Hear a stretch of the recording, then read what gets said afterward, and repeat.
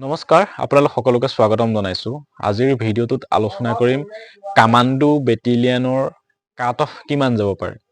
আৰু যোৱাবাৰ কামাণ্ডো বেটেলিয়নৰ কাট অফ কিমান গৈছিল সকলোখিনি কথা আজিৰ ভিডিঅ'টোত আলোচনা কৰিম আৰু নতুনকৈ পোষ্ট বাঢ়িব নেকি এই সকলোখিনি কথা আজিৰ ভিডিঅ'টোতে আলোচনা কৰিম আপোনালোকে ভিডিঅ'টো শেষলৈকে চাই থাকিব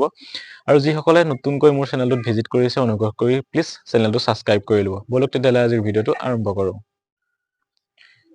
যেহেতু এবাৰ পোষ্ট যথেষ্ট কম আছে 164 মানহে পোষ্ট আছে গতিকে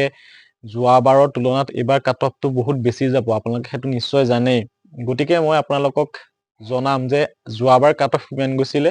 আৰু এবাৰ কাট অফ কিমান যাব পাৰে মই আপোনালোকক জনাও যদিহে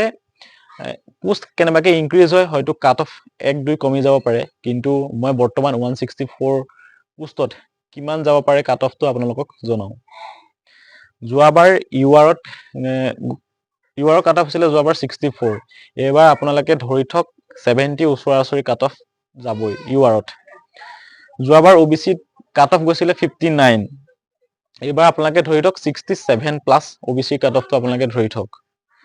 যোৱাবাৰ এসটিৰ কাট অফ গৈছিলে 62 এবাৰ আপোনালোকে ধৰি থক 68 প্লাস কাট অফ যাবই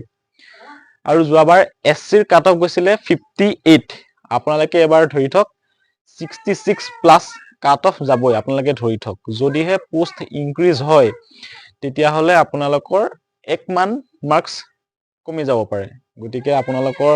ভালদৰে সাইকোমেট্ৰিক টেষ্টৰ কাৰণে আপোনালোকে প্ৰিপাৰেচন কৰি থাকক চাওক আগতে কেনেকুৱা ধৰণৰ কোৱেশ্চন সুধিছিলে কি কৰিছিলে সেইখিনি অলপ প্ৰেক্টিস কৰি থাকক খুব সোনকালে আপোনালোকৰ হয়তো সাইকোমেট্ৰিক টেষ্টৰ কাৰণে কিবা নোটিস বা এডমিট কাৰ্ডৰ বিষয়ে কিবা